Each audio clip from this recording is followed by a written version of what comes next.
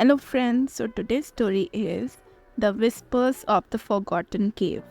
Deep in the heart of the wilderness, beyond the reach of modern trails, there lay a cave that no map had ever marked. The locals called it the Forgotten Mouth, a place shrouded in the mystery and whispered legends.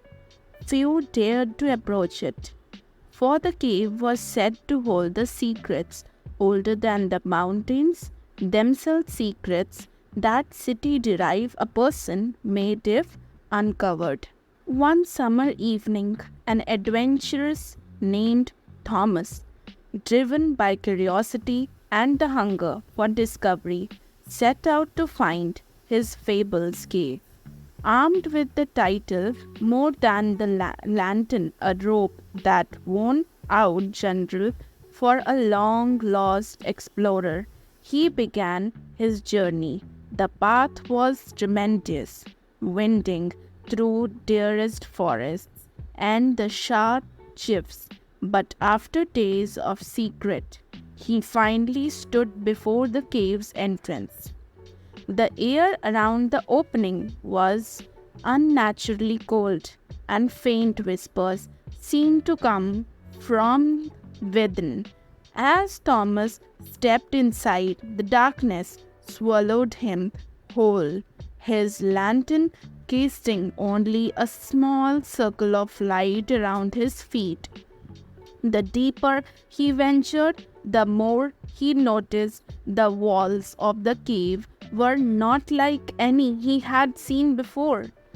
They are carved with the intricate patterns, symbols that seem to pulse and shift when looked at too long. Deeper still, he stumbled upon an underground lake, its surface eerily still and black as night. There, at the water's edge, lay the ancient stone tablet, half submerged with a language carved into it that no living school could decipher. But as Thomas gazed at the symbols, they seemed to rearrange themselves, forming words in his mind. The truth lies beneath, they said, but behave the cost. Despite the warning, Thomas could not turn back. He dove into the cold water, the chilling sensation seeping into his bones. As he swam deeper, at the bottom, something shimmered a downway, made a light, passing through it. Thomas found himself in a vast chamber, illustrating by the strange eternal glow. In the center of the chamber stood a stone podcast, and on it resented the crystal that pulsed with a soft rhythmic light like a heartbeat. As he reached out to touch it, the whispers in the air grew louder, forming words that echoed in his mind. You have found what was forgotten, but the forgotten cannot be remembered without a price. The moment his fingers brushed the cave began to tremble. The walls shifted, and air thickened, and Thomas felt an overwhelming sense of dread. The symbols on the walls started to grow, and he realized that the cave itself was alive, a living, breathing entity that had been waiting for someone to unlock its secret. In the blinding flash, everything went dark.